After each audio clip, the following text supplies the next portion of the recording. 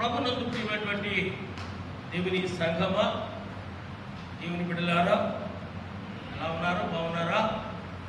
మీ అందరి యొక్క క్షేమము కొరకు వారిదిన ప్రార్థన మేము జ్ఞాపకం చేసుకుంటూనే ఉన్నాము. దేవుని యొక్క మహాకృప చొప్పున, ఆయన యొక్క శాశ్వత కృప చొప్పున పక్షి ఏ రీతిగా అయితే తన పిల్లల్ని తన రెక్కలను దాచి కాచి కాపాడుతుందో, అదే రీతిగా ఆయన సిలువలో చాచిన రెక్కల నీడలో మనందరినీ కూడా ఏం చేశాడంటే ఆయన దాచి కాచి కాపాడి 5 నెలలు భద్రపరిచి 6వ నెల అయినటువంటి జూన్ నెల మొదటి పునరుత్థాన ఆరాధన దినమైనటువంటి ఈ యొక్క 7వ తేదీన సురక్షితంగా క్షేమంగా మనల్ని దాచి కాచి కాపాడిన దేవునికి 2 చేతులు ఎత్తి ఒకసారి దేవునికి స్తోత్రం చెల్లిస్తాం. హల్లెలూయా, హల్లెలూయా, హల్లెలూయా. మంచిది. ప్రభువుకు ప్రియమైన దేవుని పిల్లారా, మరి గడిచిన సండే ఒక వర్తమానం మనం విన్నాం.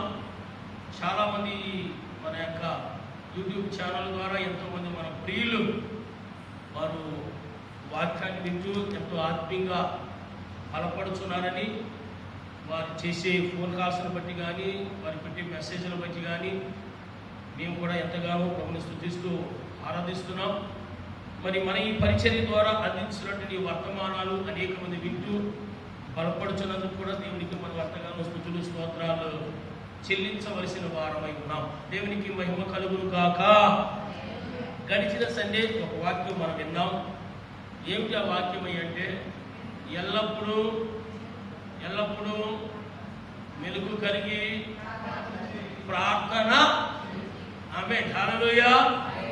ప్రార్థన చేస్తున్నారని అనుకుంటా ఉన్నాను. ఈ దినం మన ధ్యానాంశము ప్రభువుకు ప్రియమైన దేవుని బిడ్డలారా, సర్వసాధారణంగా ప్రతి ఒక్కరు ఏమి చెప్తామంటే మంచి సమరయుడు గురించి చెప్తారు. నేనైతే ఏమంటానంటే, సరే మంచి సమరయుడు యేసు ప్రభువారికి సాదృశ్యంగా ఉంటున్నారు కనుక, లోకరక్షకుడైనటువంటి మరి యేసయ్యకి సాదృశ్యంగా ఉంటున్నాడు కనుక, అయితే వాక్య ధ్యానంలో ఉన్నటువంటి ఆ మాటలు బట్టి ఈ వారం దేవుడు మనతోటి ఒక ప్రత్యేక కోణంలో దేవుడు మనతో మాట్లాడాలని ఉద్దేశం కలిగి. ఏంటంటే దిగజారిపోతున్న విశ్వాసి. ఏంటండి? దిగజారిపోతున్న విశ్వాసి. మీ టైటిల్స్ కూడా బాగుంటాయి కదా. దిగజారిపోతున్న విశ్వాసిని రక్షించడానికి వచ్చాడు మంచి సమయం. ఆమేన్, హల్లెలూయా. కనుక అసలు విశ్వాసి ఏ రీతిగా పతనమైపోతున్నాడు, ఏ రీతిగా పడిపోతున్నాడు, ఏ రీతిగా దిగజారిపోతున్నాడు, ఆ పతనమైపోతున్న విశ్వాసిని, పడిపోతున్న విశ్వాసిని ఏ రీతిగా మంచి సమరుడిగా యేసయ్య ఈ లోకానికి వచ్చాడో ఈ వారాన్ని మనము ధ్యానం చేసుకోబోతున్నాం. ఈ దిన మన ధ్యానాంశము ప్రభువుకు ప్రియమైన దేవుని సంఘమా, దిగజారిపోతున్న విశ్వాసి. ఆమేన్. లూకా సువార్త 10వ అధ్యాయము, లూకా సువార్త 10వ అధ్యాయము 30వ వచనము నుంచి నేను చదువుతాను. వాటి గురించి సంపూర్ణంగా మనం ఒక్కొక్క అంశం గురించి మనము ధ్యానం చేసుకుంటూ వస్తాం. ప్రభువుకు ప్రియమైన దేవుని సంఘమా, లూకా సువార్త 10వ అధ్యాయం 30వ వచనం నుంచి నేను చదువుతాను. అందుకు యేసు ఇట్లనెను, ఒక మనుషుడు యెరూషలేము నుండి యెరికో పట్టణమునకు దిగి వెళ్ళుచు దొంగల చేతిలో చిక్కెను. వారు అతని బట్టలు దోచుకొని అతని కొట్టి పరప్రాణముతో విడిచిపోయి, అప్పుడు ఒక యాజకుడు ఆ త్రోవను వెనుట తటస్థించెను. అతడు అతనిని చూచి ప్రక్కగా పోయెను. అలాగుననే లేవీయుడు అప్పుడు ఆ చోటకు వచ్చి చూచి ప్రక్కగా పోయెను. అయితే ఒక సమరయుడు ప్రయాణమైపోవచ్చు. అతడు పడి ఉన్న చోటికి వచ్చి అతనిని చూచి అతని మీద జాలిపడి దగ్గరకు పోయి నూనెయు ద్రాక్షారసం పోసి అతని గాయములు కట్టి తన వాహనం మీద ఎక్కించి ఒక పూట కొడవని ఇంటికి తీసుకొని పోయి అతనిని పరామర్శించెను.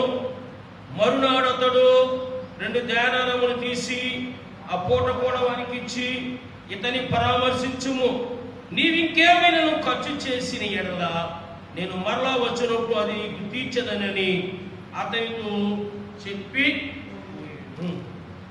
కాగా దొంగ చేతిలో చిక్కిన వానికి ఈ ముగ్గురులో ఎవడు పొరుగువాడాయనని నీకు దోచుచున్నదని యేసు అడుగగా అతడు అతని మీద జాలి పడిన వాడే అని. అందుకు యేసు నీవుని వెళ్ళి అలాగు చేయమని అతనితో, దేవునికి స్తోత్రం చెల్లిస్తాం. హల్లెలూయా. సర్వసాధారణంగా మంచి సమరయుడు గురించి ఎక్కువగా మనం ప్రాముఖ్యంగా బోధిస్తూ వస్తాం. ఎందుకో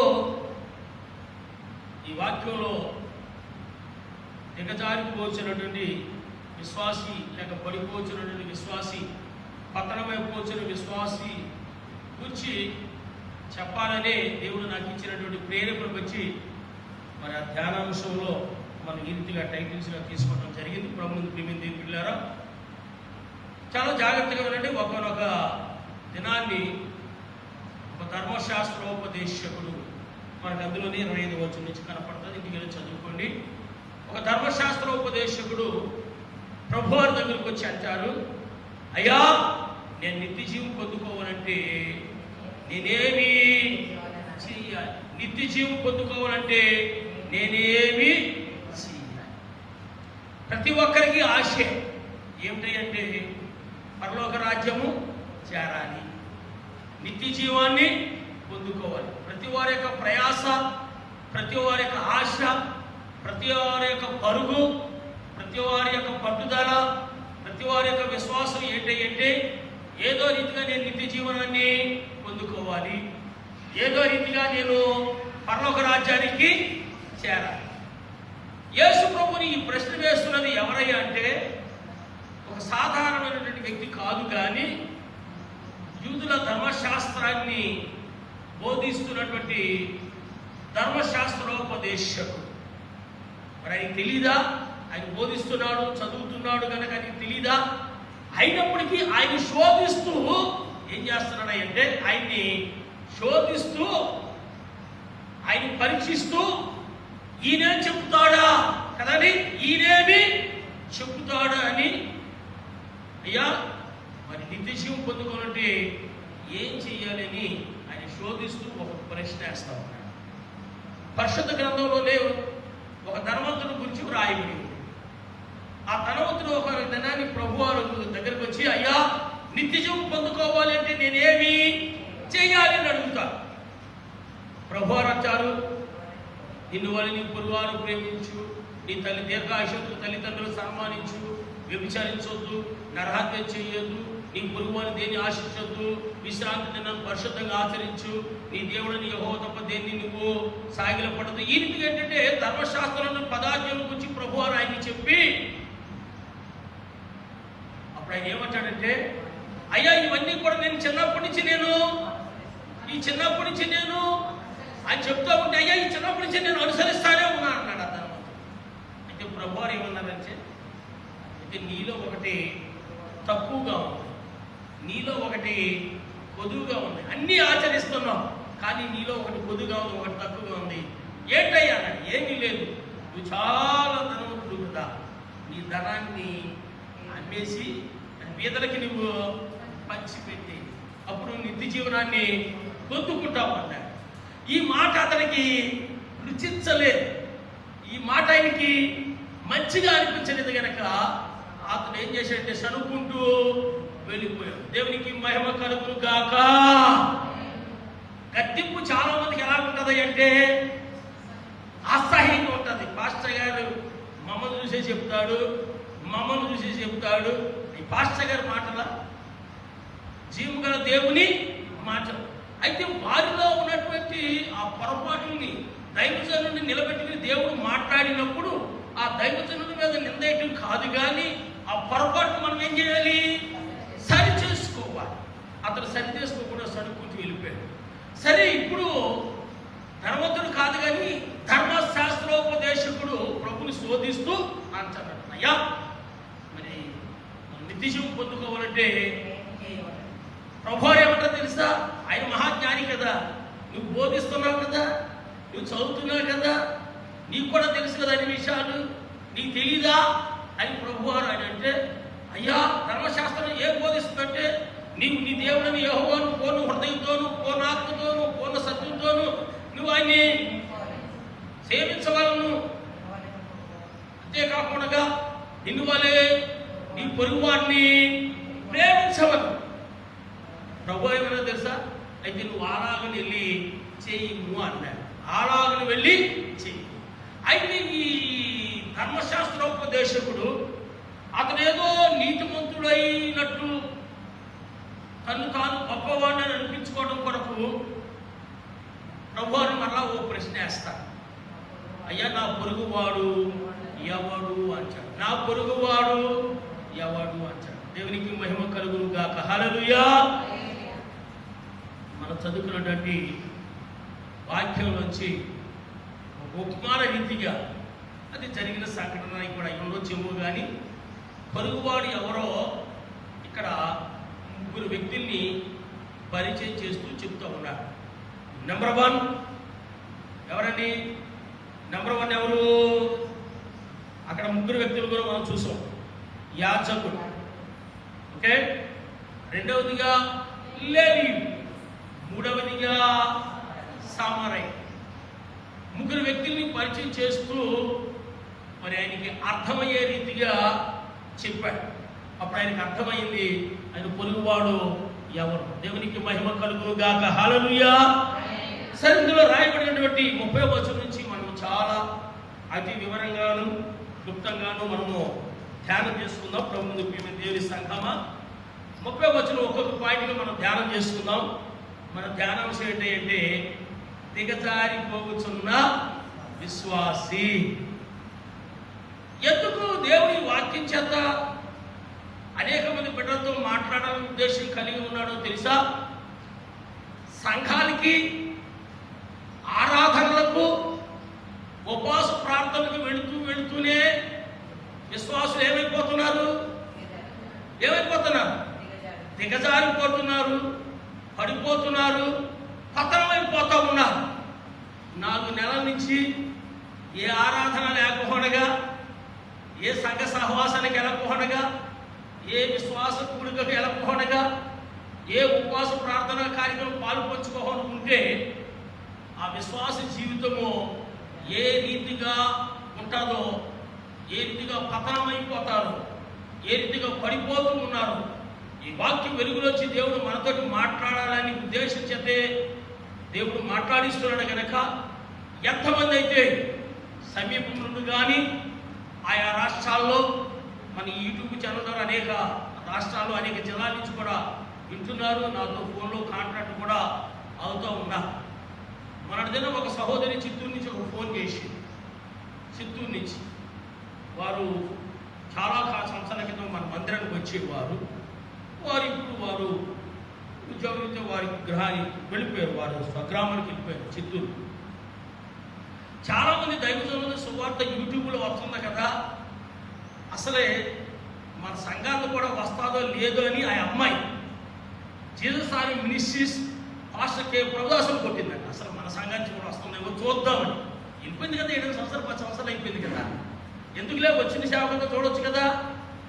ఆవిడ ఏం చేసిందంటే జీసస్ ఆర్ మినిస్ట్రీస్ పాస్టర్ కే ప్రభుదాసులు కొట్టినప్పటికీ మన మెసేజ్లు వచ్చింది. చూసి ఏం పంపించింది, అయ్యా నేను పలానా పేరు ఇన్ని సంవత్సరాల క్రితం మన జీసాని సంఘానికి వచ్చేదాన్ని, జీసాని సంఘంలో నేను ఆత్మను పొందుకుని ఉన్నాను అని తాను చెప్పేటప్పటికి ఆ పేరుండగానే నాకు కొద్దిగా ఆత్మ వెలిగింపబడ్డాది. అప్పుడు మన టీవీ పరిచర్య జరిగేటప్పుడు టీవీ కార్యక్రమం కూడా స్పాన్సర్ చేసింది ఆమె. అయ్యా నాకైతే చాలా సంతోషం వేసింది. మళ్ళీ కొన్న సంవత్సరాలకి ఈ రీతిగా వర్తమానం వినడానికి దేవుడు నాకు కూడా చక్కటి అవకాశాన్ని దయచేశాడు. అయ్యా ఇదిగో తండ్రి మరి నా యూట్యూబ్ నెంబర్ ఇది వాట్సాప్లో పెట్టండి అని ఆయన పంపించింది. అంటే ఈ రీతిగా సంఘ పరిచర్యని దైవజనులు వర్తమానాన్ని విని బలపడనుకుని వాళ్ళు ఎంతో మంది ఏదో రీతిగా వారు ప్రయత్నాలు చేసి చూస్తూనే ఉన్నారు, వింటూనే ఉన్నారు, వారు ఆత్మీయంగా బలపడుతూనే ఉన్నారు. అయితే ఈ వారం వర్తమానం ద్వారా దేవుడు మనతో మాట్లాడే ఉద్దేశం కలిగి ఉన్నాడంటే, ఒకవేళ మనం పతనం అయిపోతుంటే కనుక, పడిపోతుంటే కనుక, తెగజారిపోతుంటే కనుక మరలా మనం నిలబడాలని దేవుడి వాక్యం ద్వారా దేవుడు మనతోటి మాట్లాడుచున్నాడు. దేవునికి మహిమ కలుగును గాక. హల్లెలూయా. మన వాక్య ధ్యానంలోకి వెళదాం. 30 వచనం నుంచి మనం చూసినట్లయితే, అందుకు యేసు ఇట్లా నిన్ను ఆ ధర్మశాస్త్రోపదేశకుడితో అర్థమయ్యే రీతిగా మాట్లాడుతూ ఉన్నాడు. అందుకు యేసు ఇట్లా నిన్ను, ఒక మనుషుడు యెరూషలేము నుండి యెరికో పట్టణానికి దిగి వెళుచు దొంగల చేతిలో చిక్కెను. వారు అతని బట్టలు దోచుకొని అతని కొట్టి కొర ప్రాణంతో విడిచిపోయిరి. ఇక్కడ మనం చూసినట్లయితే ప్రభువుని ప్రియమైన దేవుని బిడ్డలారా, ఒక మనుష్యుడు, ఈ ఒక మనుష్యుడు అనే ఎవరన్నాయి అంటే ఒక విశ్వాసి. ఎక్కడి నుంచి ఎక్కడికి వెళ్ళిపోతున్నాడు అంటే, యెరూషలేము నుండి యెరికో పట్టణమునకు ఎక్కి వెళుచున్నాడా, దిగి వెళుచున్నాడా? దిగి వెళుచున్నాడు. ఈ యెరూషలేము పట్టణము ప్రభువుని ప్రియమైన దేవుని బిడ్డలారా, ఎత్తైన పర్వతాల మీద కట్టబడినటువంటి పర్వతం. ఈ యొక్క యెరూషలేము పట్టణము నేటి దినములో యావత్ ప్రపంచంలో ఉన్న క్రైస్తవులకి, ముస్లిములకి, అక్కడ నివసిస్తున్నటువంటి ఇశ్రాయేల్ దేశంలో నివసిస్తున్నటువంటి యూదులకు, ఇశ్రాయేలులకు అందరికీ కూడా అది ఒక పవిత్రమైన పట్టణము. దేవునికి మహిమ కలుగును గాక. హల్లెలూయా. దాన్ని ఏమంటారు? హోలీ ల్యాండ్. ఎంతో మంది ఏం చేస్తున్నారంటే అక్కడికి చూచి దర్శించి రావడానికి ఎంతో మంది వెళుతూ ఉన్నారు. ప్రభువుని ప్రియమైన దేవుని బిడ్డలారా, మరి అటువంటి పరిశుద్ధమైన పట్టణం, పవిత్రమైన పట్టణం నుండి ఎక్కడికి వెళ్ళిపోతున్నాయి అంటే యెరికో పట్టణానికి దిగి వెళ్ళుచున్నారు. ఈ యెరికో పట్టణము దేన్ని సూచిస్తుంది అంటే, మన యెహోషువ కాలంలోకి వెళ్ళినట్లయితే ఆ యెహోషువ దాన్ని జయించి ఆ యెరికో పట్టణాన్ని ఏం చేశాడంటే శపించినట్లుగా మనం అక్కడ లేఖనాలు చూస్తాం. అంటే శాపగ్రస్తమైనటువంటి పట్టణము, శపింపబడినటువంటి పట్టణం. నేను సంఘముగా చెప్పేది ఏంటంటే, ఇప్పుడు ఈ యెరూషలేము పట్టణం సంఘానికి సాదృశ్యంగా ఉంటుంది. ఈ యొక్క యెరికో పట్టణం దేనికి సాదృశ్యంగా ఉంటుంది అంటే లోకానికి సాదృశ్యంగా ఉంటాం. ఆ వ్యక్తి పరిశుద్ధమైన పట్టణమైనటువంటి ఆ యెరూషలేము పట్టణం నుండి శపింపబడినటువంటి యెరికో పట్టణానికి అతను ఏం చేస్తాడంటే దిగి వెళుచున్నాడు. ఒక ఆశీర్వాదంతో కూడుకున్నటువంటి ఆ పట్టణం, ఒక దీవెనకరమైన కూడినటువంటి ఆ యొక్క అనుభవం నుంచి శపింపబడినటువంటి అనుభవంలోకి ఆ విశ్వాసం ఏం చేస్తాడంటే దిగజారి వెళ్ళిపోతా ఉన్నాడు. ప్రభుని నమ్ముకొని ప్రభు యొక్క విశ్వాసంలో సాగిపోవచ్చు, ప్రభు యొక్క భక్తిలో సాగిపోవచ్చు, ప్రభు ప్రేమలో సాగిపోతూ ఒకనొక సమయంలో మందిరం వచ్చే ఉరుకు పరుగులు వేసుకుంటూ వస్తూ ప్రార్థించే దేవుని సన్నిధిలో ఉండాలి అని ఆరాటం కలిగి, ప్రార్థన అనగానే మొట్టమొదట అందుకుని ప్రార్థన చేసేవాడు. పాటలు అనగానే మొట్టమొదటిగా పోటీపడి పాటలు పాడేవాడు. దైవజనుడు వర్తమానం అందిస్తూ ఉంటే వెంటనే బైబిల్ తెరిచి రిఫరెన్స్ చదివేవాడు. ఎంతో మంది ఏం చేస్తున్నారంటే లోకములో పడిపోయి, అపవిత్రతలో పడిపోయి, పాపములో పడిపోయి, శరీరాశ, నేత్రాశ, జీవనములో పడిపోయి ఏమైపోతున్నారంటే మెల్లమెల్లగా ఏమైపోతుందో తెలుసండి, దిగజారినటువంటి అనుభవంలోకి, పతనమైనటువంటి అనుభవంలోకి వెళ్ళిపోతున్న వాడిని అనేక మంది మనం చూస్తాం. దేవునికి మహిమ కలుగును గాక. వారు అంటారు, ఎప్పుడైనా మనకు తారసపడితే, అయ్యా నిజంగా అలాంటి సమయంలో దేవుని మందిరంలోకి వస్తే పాటలు పాడుతుంటే చాలా మంచిగా అనిపించింది. మరి ఇప్పుడేమైంది అయ్యా అంటే దిగజారిన అనుభవంలోకి, అయ్యా పిల్ల పాపంలో తీసుకుని దేవుని మందిరంకి వచ్చి, దేవుని సన్నిధిలోకి వచ్చి స్తుతి ఆరాధించుకుంటే ఎంత మంచిగా ఉండేదంటే, మరి ఇప్పుడేమైంది అయ్యా అంటే చేయబడినటువంటి అనుభవంలోకి. ఆ ఆసక్తి ఏమైంది? అయ్యా ఒకనొక సమయంలో కుటుంబం అంతా కూడుకొని కుటుంబ ప్రార్థన చేసుకుంటేనే కానీ మేము భోజనం చేసేవాడము కాదయ్యా. మరి ఇప్పుడేముందయ్యా అంటే,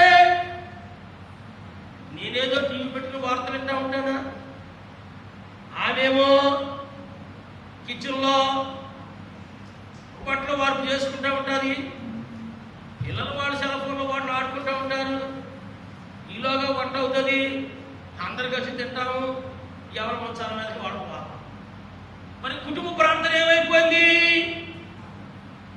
ఒకనొక సమయంలో ప్రార్థన అనగానే పురుగు పరుగులు వచ్చి ఆ పరుగు ఏమయ్యింది?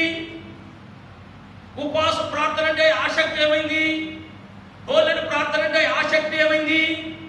ఆరాధన కార్యక్రమం అంటే ఒకనొక సమయంలో నేను ఎప్పుడు దేవుని మందిరానికి వెళ్తానా, నేను ఎప్పుడు దేవుని సన్నిధిలో కనపడతానా, పారాకుమారు రాసిన రీతిగా నేను ఎప్పుడు నా దేవుని సన్నిధిలో స్తుతించి ఆరాధించుకుంటానా, చిరకాలం నీ మందిరంలో వర్ధిల్లులాగా నా జీవించే దినాలని కూడా నీ కృపా నీ క్షేమములే నా వెంట వచ్చుగా. కానీ ఆడిపోని దినాలని ఏమైపోయాయి అంటే, ఈ విశ్వాసి ఏమైపోయాడంటే లోకంలో పడిపోయాడు, అపవిత్రతలో పడిపోయాడు, పాపంలో పడిపోయారు, లోకాశలో పడిపోయారు, శరీరాశ నేత్రాశ జీవనంలో పడిపోయి ఎక్కడికి వెళ్ళిపోయారంటే దిగజారిపోయినటువంటి అనుభవంలోకి నేటి క్రైస్తవులు ఎంతో మంది పోకలు. ఆమేన్, హల్లెలూయా, హల్లెలూయా. ఒక వ్యక్తి ఎక్కడి నుంచి ఎక్కడ దిగి వెళ్ళిపోతున్నాడు అంటే, ఆత్మీయంగా చూసినట్లయితే యెరూషలేము నుండి యెరికో పట్టణంలోకి దిగి వెళ్ళొచ్చు. చాలా చిన్న చిన్న పాయింట్ వచ్చి మనం ధ్యానం చేసుకుందాం. దొంగల చేతిలో చిక్కేను. ఎవరి చేతిలో చిక్కాడండి? దొంగల చేతిలో చిక్కాడు. విశ్వాసి దేవుని సన్నిధి నుంచి, దేవుని సంఘాన్ని నుంచి పారిపోతూ, పతనమైపోతూ, లోకం వైపు పడిపోతూ ఉంటే ఎవరి చేతిలో చిక్కుతాడు తెలుసండి? సాతాను. ఈ దొంగ ఎవరికి సాదృశ్యంగా ఉన్నారండి? దొంగలు సాతానికి సాదృశ్యంగా ఉన్నారు.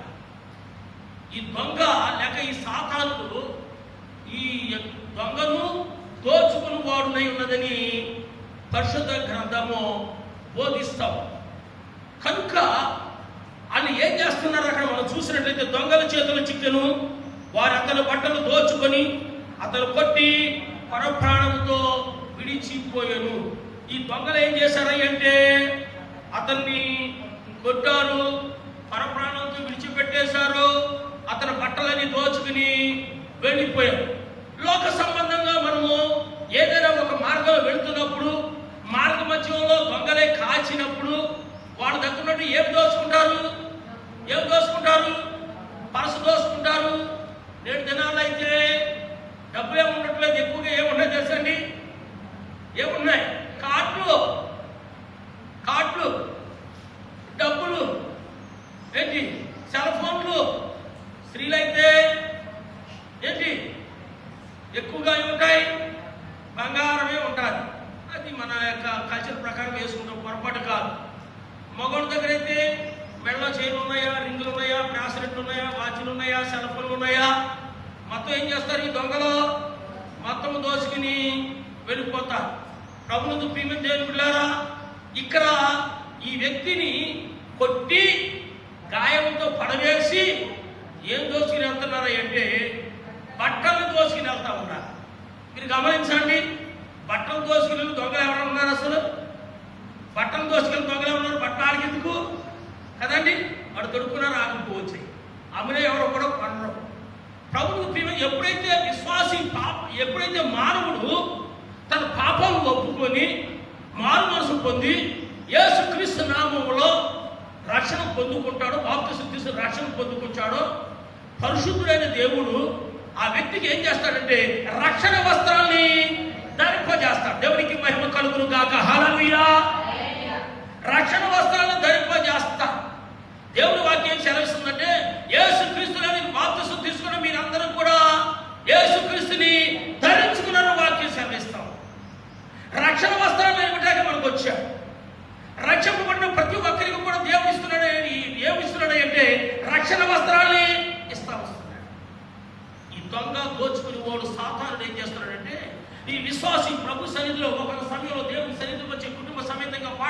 దేవుని స్తుతిస్తూ, దేవుని ఆరాధిస్తూ, దేవుని సన్నిధిలో సాగిపోతున్నాడు ఈ విశ్వాసి, ఈ వ్యక్తి మెల్లమెల్లగా దిగజారి లోకం వైపు వెళ్ళిపోతున్నప్పుడు సాతానుడు వాడి మీద దాడి చేసి దేవుడు ఆయనకి ఇచ్చిన తలాంతులన్నింటినీ కూడా, దేవుడు ఆయనకి ఇచ్చిన రక్షణ వస్త్రాలన్నింటినీ కూడా అతను ఏం చేస్తాడంటే దోచేసుకుని అతను దిగబడిగా చేస్తాడు. దేవునికి మహిమ కలుగును గాక. హల్లెలూయా.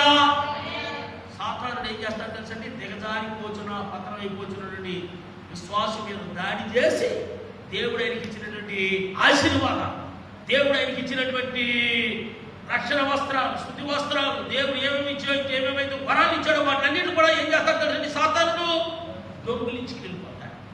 ఇక్కడ ఈ దొంగ ఈ యొక్క వ్యక్తిని, ప్రయాణమై వెళ్ళిపోతున్న వ్యక్తిని మార్గం మధ్యలో కాచి కొట్టి అతను గాయపరిచి ఏం పట్టుకెళ్తున్నాడు అంటే వస్త్రాలు పట్టుకెళ్తాడు. విశ్వాసి సంఘము నుంచి లోకం వైపు దిగజారిపోతుంటే సాతానుడు వాటి మీద దాడి చేసి దేవుడిచ్చిన రక్షణ వస్త్రాలని, దేవుడిచ్చిన ఆశీర్వాదాలని, దేవుడిచ్చినటువంటి సమస్త వరాలను కూడా అతను ఏం చేస్తున్నాడంటే దొంగిలించినట్టుగా చూస్తాం. దేవునికి మహిమ కలుగును గాక. హల్లెలూయా. వాక్యం నా సహోదరుడు, నా సహోదరి, మొదట నీకున్న ఆసక్తి, మొదట నీకున్నటువంటి ఆ యొక్క ఆ పరుగు, ఆ పట్టుదల నీకేమైంది? ఒకసారి నీవు ఆలోచన చేసుకొని ఈ వాక్యం ద్వారా దేవుడు సూటిగా మాట్లాడుతున్నాడు. అవును కదా, ఒకనొక సమయంలో నా కుటుంబంతో ప్రభు సన్నిధిలో ఉండేవాడు. ఒకనొక సమయంలో నేను ఎప్పుడు దేవుని సన్నిధికి వెళ్తాను, పాటలు పాడతాను, ఎప్పుడు ఐగారు వాక్యం చెప్తే బైబిల్ చదువుతారా, లేదా ఎప్పుడు పాటలు పాడమంటే పాటలు పాడతాను, లేదా ఎప్పుడు నేను స్తుతించి ఆరాధించుకుంటున్నా, ఎప్పుడు నా దేవుని సన్నిధిలో కనపడతానని ఆ ఆసక్తి, ఆ ఆరాటం, ఆ మంట, ఆ అగ్ని ఎందుకు పోయిందో, ఎక్కడ పోయిందో ఒకసారి జ్ఞాపకం చేసుకోవాలని ప్రభునామం పేరిట తెలియజేస్తా ఉన్నాను. దేవునికి మహిమ కలుగును గాక. మనక ముందు చూసినట్లయితే ప్రభువుని ప్రియ దేవుళ్ళారా, అతను కొట్టి పరప్రాణములతో ఏం చేశారండి? కొట్టి పరప్రాణములతో వాక్యాన్ని చదివించాలని ఆశిస్తున్నా. యెషయా గ్రంథం మొదటి అధ్యాయం 5-6 వచనాలు మనం చూసినట్లయితే, యెషయా గ్రంథం మొదటి అధ్యాయం 5-6 వచనాలు మనం చూసినట్లయితే ప్రభువుని ప్రియ దేవుళ్ళారా, నిత్యము తిరుగుబాటు చేయొచ్చు, మీరేలా ఇంకనూ కొట్టబడుదురు, ప్రతివాడు నడినెత్తిని వ్యాధి కలిగి ఉన్నాడు. ఏం వ్యాధి అంటే పాప వ్యాధి కలిగి ఉన్నాడు. ప్రతివాని గుండె బలహీనమయ్యేను, అరకాలు మొదలుకొని తల వరకు స్వస్థత కొంచెమైనను లేదు. ఎక్కడ చూచినను గాయములు, దెబ్బలు, పచ్చిపుండ్లు, అవి పిండబడలేదు, కట్టబడలేదు, తైలముతో మెత్తబడ. ఇవన్నీ కూడా ఏంటంటే పాప గాయాలు. అవి కట్టబడలేదు, పిండబడలేదు, తైలముతో మెత్తబడలేదు. దేవునికి మహిమ కలుగును గాక. హల్లెలూయా. హల్లెలూయా. కనుక ప్రభువునందు ప్రియమైన దేవుని బిడ్డలారా, మనం ఆ వాక్యాన్ని ఇంకా కంటిన్యూగా చేసుకున్నట్లయితే మనకు ఒక చక్కటి మాటలతో కనపడతా ఉంచాలి. 32వ వచనం కొందాం, 37వ వచనం కొందాం. అతను కొట్టి పరప్రాణంతో విడిచిపోయి, అప్పుడు ఒక యాజకుడు ఆ త్రోవను వెలుచు తటస్థించేను. అప్పుడు ఒక యాజకుడు ఏంటండి ఏం చేస్తున్నాడు? ఆ త్రోవను వెలుచు తటస్థించెను. తటస్థించడమే కాకుండా అతను చూచి చక్కగా పోయాడు. ఈ యాజకుడు ఎవరిని సూచిస్తుంది అంటే ధర్మ శాస్త్రానికి సాదృశ్యంగా ఉంటుంది. ఈ యాజకుడు ఎవరికి సాదృశ్యంగా ఉంటున్నారా అంటే ధర్మశాస్త్రం. ధర్మశాస్త్రము ప్రభువుని ప్రియమైన దేవుని బిడ్డలారా, పాపిని రక్షించలేక పడి ఉన్న పాపిని ధర్మశాస్త్రము రక్షించలేకపోయింది. ధర్మశాస్త్రం వలన ఏ వ్యక్తి కూడా గల్తీ రాసిన పత్రికలో మనకు కనపడతా ఉంటారు. 2:28 ధర్మశాస్త్రం ప్రభువుని ప్రియమైన దేవుని బిడ్డలారా 2:16 ధర్మశాస్త్రం ఏ వ్యక్తి కూడా నీతిమంతుడుగా తీర్చలేదు. ధర్మశాస్త్ర క్రియల్లో ఏది కూడా ఏ మానవుడు కూడా సంపూర్ణంగా నెరవేర్చలేడు కనుక ధర్మశాస్త్రం ఏ వ్యక్తిని కూడా నీతిమంతుడుగా తీర్చలేదు. కనుకనే నేను చెప్పే విషయం ఏంటంటే ధర్మశాస్త్రానుసారముగా లేక ధర్మశాస్త్రాన్ని బట్టి రక్షించలేక పోయింది. దేవునికి స్తోత్రం కలుగుగాక. హల్లెలూయా. ఈ యొక్క మరి యాజకుడు ఎవరు సూచిస్తున్నారు అంటే ధర్మశాస్త్రాన్ని సూచిస్తాం. అతను ఏం చేశాడు? ఆ త్రావును వినుట తటస్థించెను. అతనిని చూచి ప్రక్కగా పోయింది. సరే, ఒకవేళ న్యాచురల్గానే మనం ఆలోచన చేసినట్లయితే, న్యాచురల్గానే ఒక ఆలోచన చేసినట్లయితే, ఒక వ్యక్తి ప్రయాణమే వెళ్ళిపోతా ఉన్నాడు, మార్గ మధ్యలో దొంగలు తటస్థించాడు, అతని మీద దాడి చేశారు, అతను కొట్టారు, అతను గాయపరిచారు, అతను కలిగినటువంటి విలువైన వస్త్రాలు పట్టుకుని వెళ్ళిపోయారు. ఆ గాయాలతో నన్ను రక్షించండి, నన్ను రక్షించండి, అమ్మో అమ్మో అని అతను కొట్టుమిట్టాడుతున్నాడు, కొనవిప్పుతున్నాడు, బాధపడతా ఉన్నాడు. ఒక వ్యక్తి వచ్చాడు ధర్మశాస్త్రోపదేశకుడు, లేక ఒక వ్యక్తి వచ్చాడు లోక సంబంధంగా. ఒక వ్యక్తి వచ్చినప్పుడు నిజంగా మానవునికి ఆలోచన చేస్తే ఏం చేయాలి? అతను ఏం చేయాలి? అతనికి సహాయము చెయ్యాలి, సహాయం చేయాలి. ఇప్పుడైతే ఏముందంటే, ఎవరైనా గాయంతో పడి అంటే ఏం చేస్తారంటే అంటే ఫోన్ చేస్తారు, పోలీసులు వస్తారు, వాళ్ళు ఏదో తీసుకెళ్లి వైద్య పరిచయం చేస్తారు, తర్వాత ఏదో కార్యం చేస్తారు. ఒకవేళ మనం మానవరీత్యా ఆలోచన చేసినట్లయితే, మనమే వెళుతున్నప్పుడు ఒక వ్యక్తి ఆసక్తి ఉంటే మనం ఏం చేయాలి? మానవరీత్యా మనం ఎంతో కొంత సహాయము చెయ్యాలి. కానీ ఇక్కడ యాజకుడు ఏం చేస్తున్నాడు? మార్గాలు వెళ్తున్నాడు, అతను పరమిస్తున్నాడు, కొట్టుకుంటున్నాము, నన్ను రక్షించినాము, ప్రాణం పోతున్నాము, అమ్మో అన్నాడు. అతను చూస్తున్నాడు కానీ అతను పరామర్శించలేదు. నిన్ను ఎవరు కొట్టారయ్యా, నీకు ఏమైందయ్యా, నీకు ఇలా కావటం కదా కారణం అంటే ఏ విషయం కూడా అతనితోటి సంప్రదించబోహాడుగా ఏం చేస్తున్నారంటే ప్రక్కగా. 7 దినాల్లో చాలా మంది కూడా ఈ ధర్మశాస్త్ర ఉపదేశులు లాగానే ఉన్నారు. పక్కింట్లో అగ్గిరెట్టుకుంటున్నారు కానీ ఏ విధంగా పాటించేవాళ్ళే ఉండరు. గల్లీలో ఏం జరుగుతున్నా కానీ, ఏ కష్టం వచ్చిందన్నారు పాటించేవాళ్ళే ఉండరు. సరే, దేవుడంటే తెలియని వారి గురించి మనం ఏం చెప్తాం? కానీ క్రైస్తవులు చెప్పుకుని క్రైస్తవుల్లో కూడా మనం చక్కగా ప్రభువును నన్ను ప్రేమించటా కానీ తోటి వారిని మనము ప్రేమించలేము. ఆపదలో ఉన్నవాడికి సహాయము చెయ్యలేము. డబ్బు సహాయం చేయడం మాట సాకారమంగా చేసేవారముగా ఉండాలి కదా. హాస్పిటల్కి తీసుకెళ్ళి డబ్బులు ఖర్చు పెట్టక్కర్లేదు, బిల్లులు కట్టక్కర్లేదు కదా, హాస్పిటల్కైనా తీసుకెళ్లేవారంగా మనము ఉండాలి కదా. 7 దినాల్లో క్రైస్తవ సంఘాలలో ఏం తక్కువైపోతుంది అంటే ఏంటంటే ప్రేమ కొరత అయిపోతుంది, ప్రేమ చలబడిపోతుంది, ప్రేమ కొరత అయిపోతుంది, స్వార్థాలు ఎక్కువైపోతున్నాయి. ఈ ధర్మశాస్త్రోపదేశకుడు లేక నాకెందుకులే, వాడు బాధలు పడినాయి, నాకెందుకులే అని ఇది ఏ రీతికైతే చూస్తూ పక్కన చెరిపోతున్నాడో ఆరాధననే క్రైస్తవులు కూడా ఉన్నా. అమ్మో నేను వెళ్తే ఏమో సహాయం చేయాలేము, లేకపోతే నేను వెళ్తే ఏమనము హాస్పిటల్ తీసుకెళ్ళలేము, లేకపోతే నేను వెళ్తే నన్ను ఏదైనా సహాయం అడుగుతారేమో, నాకెందుకులేని తెలుసుకుంటూ కూడా చాలా మంది నిమ్మకుంటున్నారు. మరి నీ వ్యక్తిగతంగా నీకు వస్తే అప్పుడు నువ్వేమంటాడు? నాకు ఎవరో కూడా సాగం ఉంది కానీ ఎవరు కూడా సహాయం చేసేవాళ్ళే లేరే, ఇంతమంది క్రైస్తవులు ఉన్నారు కానీ ఎవరు కూడా పట్టించుకునే వాళ్ళే లేరే అని బాధపడతా ఉంటారు. ప్రభువు ప్రియమైన దేవుని లోకరీతిగా ఇక్కడ మనం చూసినట్టయితే ధర్మశాస్త్రము పాపిని రక్షించలేక, పాపాల నుండి విడుదల కలిగించలేకపోయింది, పాపిని పరిశుద్ధులుగా తీర్చలేకపోయింది. ఈ యొక్క యాజకుడు దేనికి సాదృశ్యంగా ఉన్నాడండి? ధర్మశాస్త్రానికి సాదృశ్యంగా ఉంది. దేవునికి మహిమ కలుగును గాక. రెండో వ్యక్తి గురించి వస్తున్నాం. రెండో వ్యక్తి ఎవరు చూడండి, ఏం చేస్తున్నాడు ఆయన? రెండో వ్యక్తిలో మనం చూస్తాం. 32వ వచనం, ఆరాధనలో లేవి ఒకడు ఆ చోటుకు వచ్చి చూచి ప్రక్కగా. రెండో వ్యక్తి వస్తున్నాడు. ఎవరు? లేవీయుడు. ఈ లేవీయుడు దేనికి సాదృశ్యం ఉన్నాయంటే కానుకలకు, అర్పణలకు సాదృశ్యంగా ఉన్నాయి. ఆ వ్యక్తి వెళ్ళిపోయాడు, రెండో వ్యక్తి కూడా మార్గం చచ్చాడు. ఇంకా అతను అదే రీతిగా కొట్టుకుంటూ ఆడుతున్నాడు. అమ్మో నన్ను రక్షించండి, అమ్మో నన్ను కాపాడండి, అమ్మో నన్ను దోసుకుని వెళ్ళిపోయారు, అమ్మో నన్ను కొట్టేసి వెళ్ళిపోయారు. కానీ ఎవరు కూడా ఆదరించేవారు? రెండో వ్యక్తి వచ్చాడు. ఎవరతను? లేవీయుడు వచ్చాడు. అతను కూడా వచ్చాడు, చూశాడు, అతను కూడా పక్క నుంచి వెళ్ళిపోయాడు. ఎంతోమంది క్రైస్తవులు ఉన్నారు. యూట్యూబ్ ఛానల్ ద్వారా మిత్రులైన నా సహోదరుడా, నా సహోదరి, నీవే ప్రాంతంలో ఉన్నా కదా, నువ్వు ఒకవేళ నువ్వు యాచకుడు లేగాను, లేవీలాగా చూసి పక్కన చెల్లిపోయేవాడుగా ఉంటే తోటి మానవుడిని తోటి మానవుడికి కష్టాలు ఉన్న తోటి మానవుడికి ఆపదలు ఉన్న తోటి మానవుడికి సహాయం చేసే మనస్సు దేవుడు మీకు దయచేయుగాక కదండి.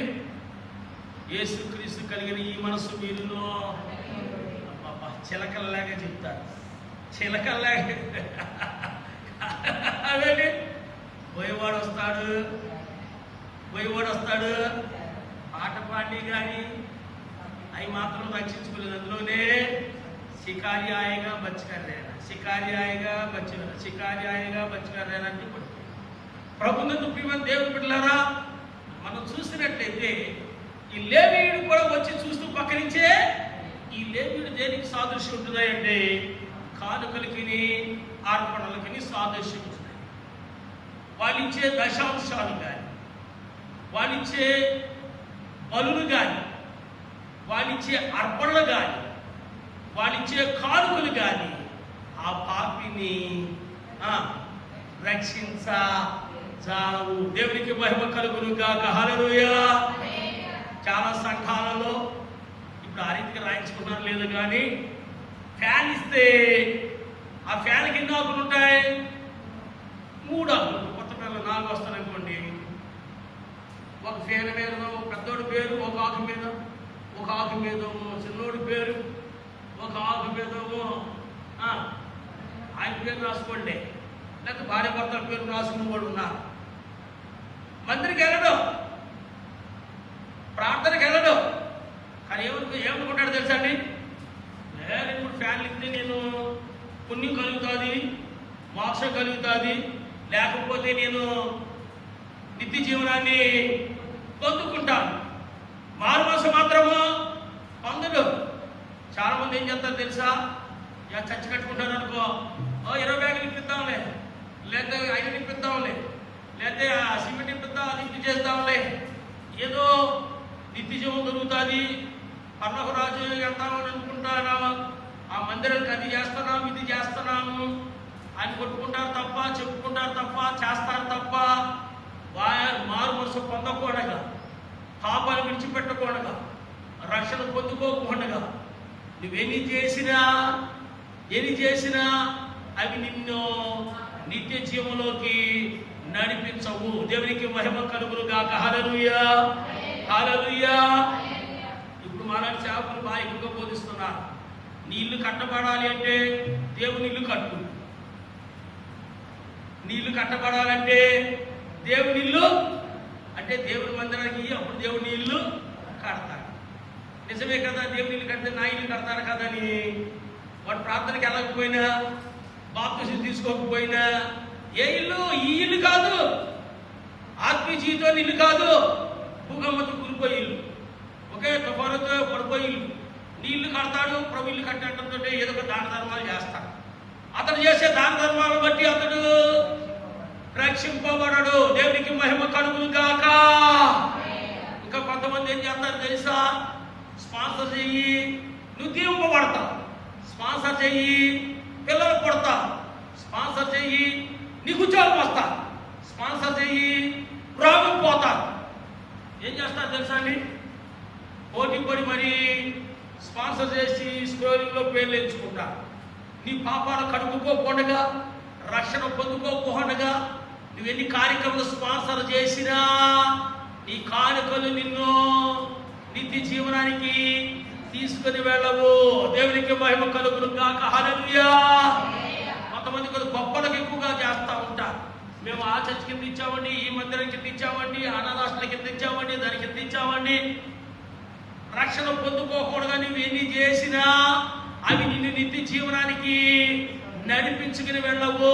దేవునికి మహిమ కలుగును గాక. ఈ లేవీడు వచ్చాడు, చూస్తూ పక్క నుంచి వెళ్ళిపోయాడు. ఈ లేవీడు దేనికి సాదృశ్యంగా ఉన్నాడంటే అర్పణలకు, కానుకలకు సాదృశ్యంగా ఉన్నాయి.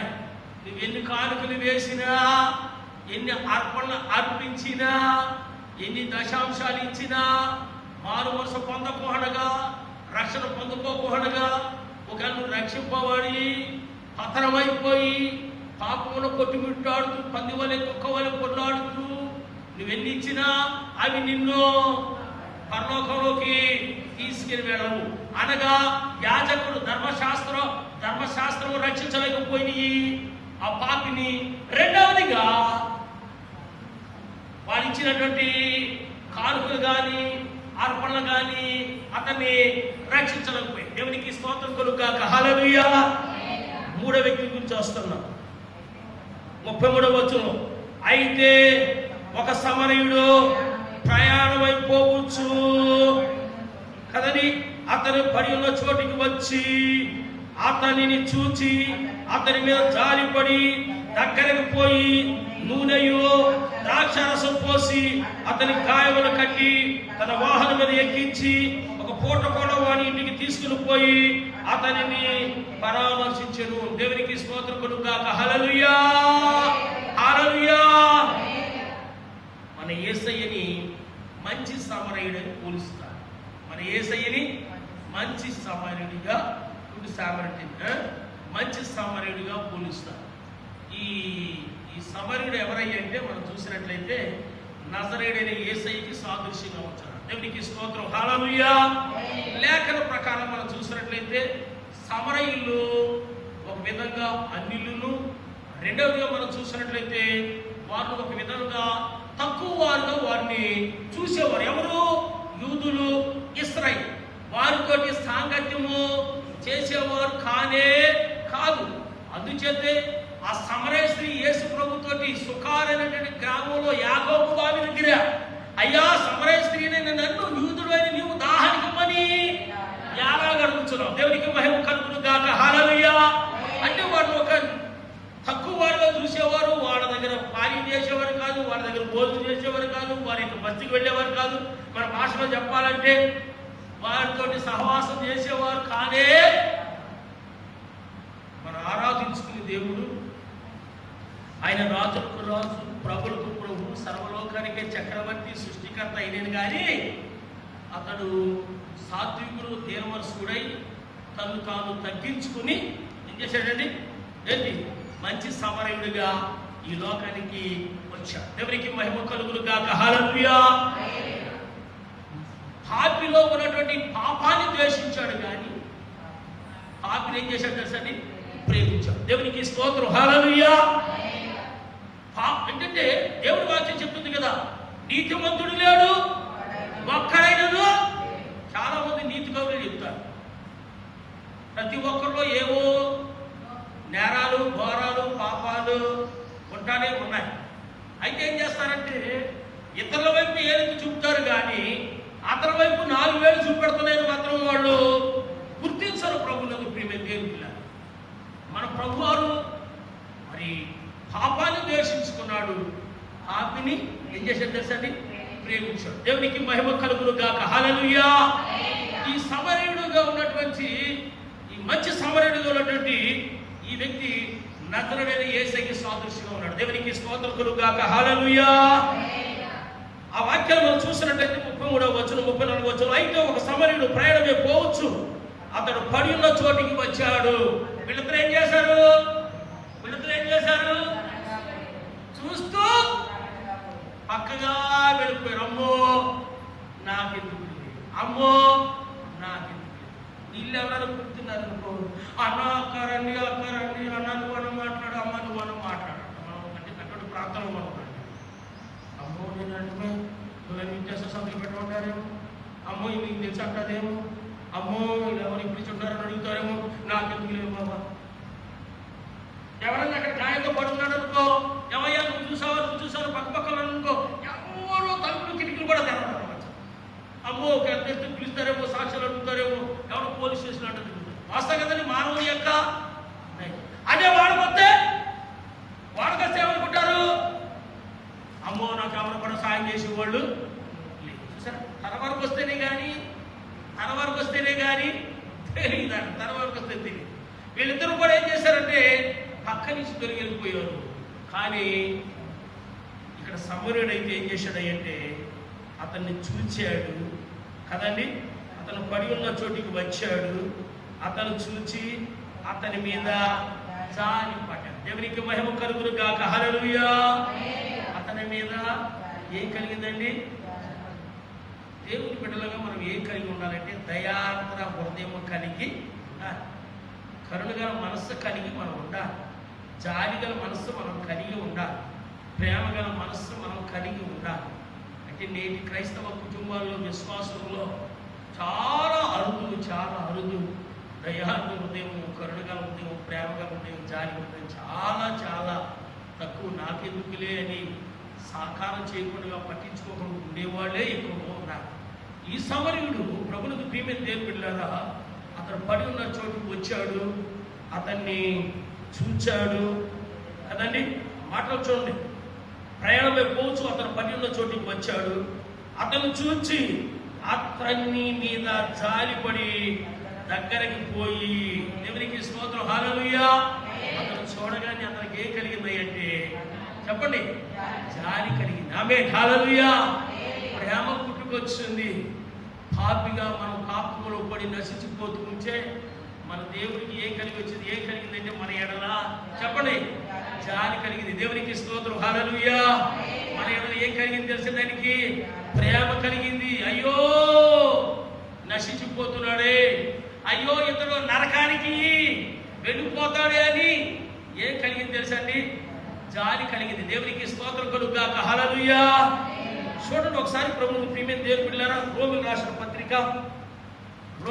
పత్రిక 5వ అధ్యాయం, రోమీయులకు రాసిన పత్రిక 5వ అధ్యాయం 7, 8, 9 వచనాలు మనందరికీ సుపరిచిత వాక్యాలే. ప్రభువుకు ప్రియమైన దేవుని సంగమా, 7, 8, 9 వచనాలు మనం చూసినట్లయితే, నీతిమంతుని కొరకు సైతం ఒకడు చనిపోవటం అరుదు, మంచివాని కొరకు ఎవడైనా ఒకవేళ తెగిపోవచ్చును.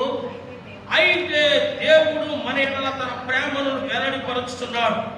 ఎట్లనగా మనం ఇంకను పాపులమై ఉండగానే క్రీస్తు మన కొరకు చనిపోయాను. ఒకసారి అందరూ కలిసి దేవునికి స్తోత్రం చెల్లిస్తాం. హల్లెలూయా. హల్లెలూయా. నీతిమంతుల కొరకు ఎవరైనా ఒకవేళ చనిపోవచ్చు. నీతిమంతులకు ఎవరైనా ఒకవేళ సహాయము చేయవచ్చును. మంచివాడి కొరకు ఎవరైనా ఒకవేళ సహాయము చేయవచ్చు. కానీ వీళ్ళు చెడ్డోడు, ఈమె చెడ్డది అని అనుకుంటే వాళ్ళు ఎవరికి కూడా సహాయం చేయటానికి చెప్పండి ముందుకు రాదు. ఊరంతా అప్పులు తీసుకుని ఎగ్గొట్టేస్తున్నాడని తెలిసిన వ్యక్తి మీ ఇంటికి వచ్చి, అక్క 1000 రూపాయలు లాక్డౌన్ కదా, చాలా టైట్గా ఉంది, మళ్ళీ లాక్డౌన్ ఇచ్చేతంతో డ్యూటీలకి వెళ్ళి ఇచ్చేస్తాను అనుకో, ఏం చేస్తా చెప్పు నువ్వు? అమ్మో ఊరంతా ఎగ్గొట్టేసి టెండర్ పెట్టిందని చెప్పుకుంటున్నారు, ఇప్పుడు నేనిస్తే నాకు డోపు పెడతాను మరి ఉన్నాగానే ఏం చేస్తావు?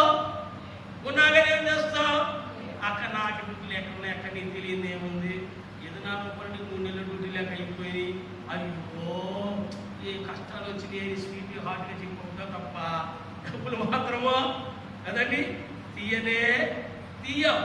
అంటే ఈ వాక్యాన్ని బట్టి మనం చూసినట్లయితే, నీతిమంతుని కొరకు ఒకడు సైతము చనిపోవటం అరుదు, మంచివాని కొరకు ఎవడైనా ఒకవేళ తెగిపోవచ్చును. అయితే దేవుడు మన తన ప్రేమను వేలాడపరుస్తూ ఉన్నాడు. దేవునికి స్తోత్రం చెల్లిద్దాం. హల్లెలూయా. ఆ పడి ఉన్న వ్యక్తిని చూడగానే కదండి, ఆ పాపంలో కొట్టుకుంటూ ఆడుతున్నటువంటి ఆ వ్యక్తిని చూడగానే మనం ఆరాధించుకుని నజరేయుడైన యేసయ్యకి ఏం కలిగింది అంటే జాలి కలిగింది, ప్రేమ కలిగింది. మనందరూ ప్రేమించాడు, మనందరి కొరకు తన ప్రాణాన్ని ఏం చేసేది తెలుసండి? బలిగాను అర్పణగాను అర్పించాడు. తన రక్తం ద్వారా విమోచించాడు, తన రక్తం ద్వారా మనం పవిత్రపరిచాడు, తన రక్తం ద్వారా శుద్ధీకరించాడు. మనందరూ కూడా ఏం చేశాడు? ఆయన పరలోక పట్టణానికి వారసులుగా చేశాడు. దేవునికి మహిమ కలుగును గాక. హల్లెలూయా. హల్లెలూయా. అయితే దేవుడు మన ఎడల తన ప్రేమను వెల్లడిపరుచున్నాడు. ఎట్లనగా మనం ఇంకాను పాపులమై ఉండగానే, క్రీస్తు మన కొరకు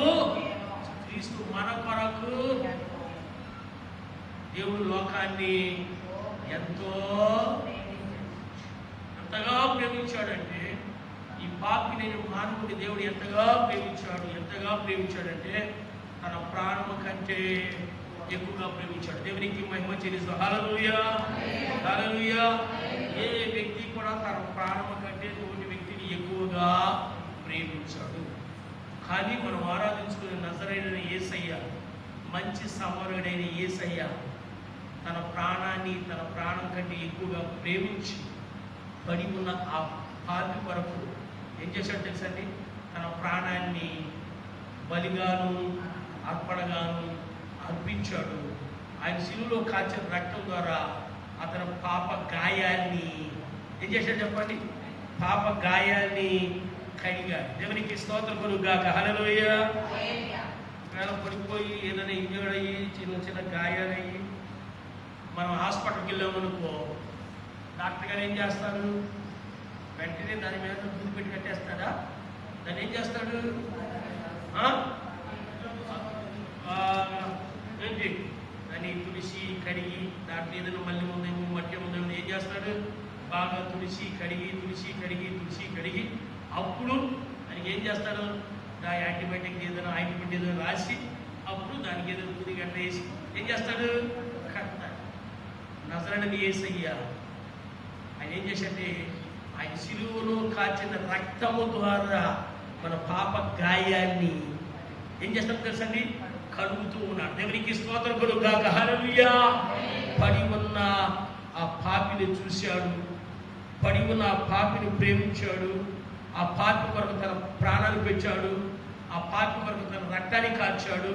ఆ రక్తం ద్వారా పాప గాయాన్ని కడుగుతూ ఉన్నాడు. తన పరలోక రాజ్యానికి వారసులుగా చేశాడు. దేవునికి మహిమ కలుగుగాక. హల్లెలూయా. ప్రేమ, యేసుని ప్రేమ అది ఎవరు వలెనిది, నిజము దేనిని నాము అది భూమి అందించలేనిది.